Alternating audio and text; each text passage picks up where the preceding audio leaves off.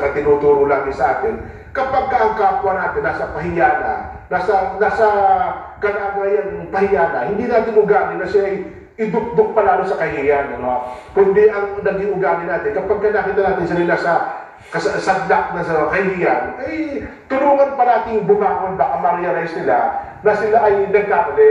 Di ba? Eh, ba, hindi ganun eh. Eh, iba ko kasi pinanindigan. Parang aso na No.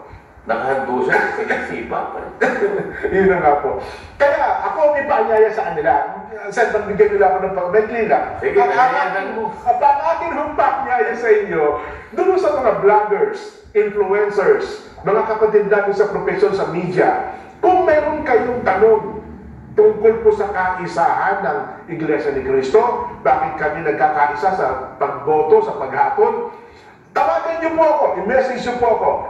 Iyan po isang lesson eh. Ipaliliwanag natin sa kanila. Kasi gagamit tayo ng mga may karapatan. Ano ha? Bakit magturo? Hindi po ako. Wala akong karapatan mag-ano eh. Kaya nga tayo nag-aanyaya. Para po tuwing eleksyon, alam na ninyo. Di ba? Yun ho mga vloggers. Again, inulit ko po ang aking panawagan ha.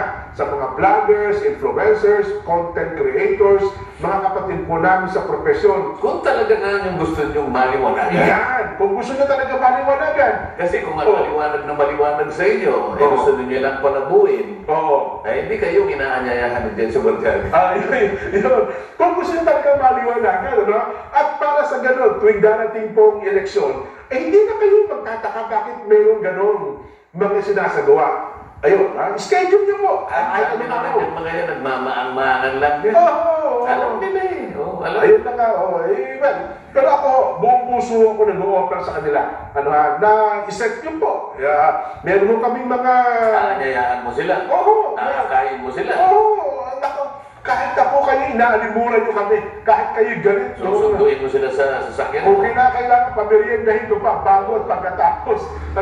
Para mapakinggan lang ninyo. Yun lang. Isang lektura lang yan. Isang leksyon na mapakinggan nyo po. Para pagkatapos, sabihin nyo, ganun pala. Meron palang ganun na mga tinuturo sa inyo kung bakit yan ang nangyayari. Halimbawa, may gitisandaan yun din. Ayan, yung sampulan ay makapakinig sa'yo. Ay, nako. O sa taong kakasang kapatid mo para ipaliwanag sa kanila. Ayan, napakalaking bagay na yan. Diba? Ayan.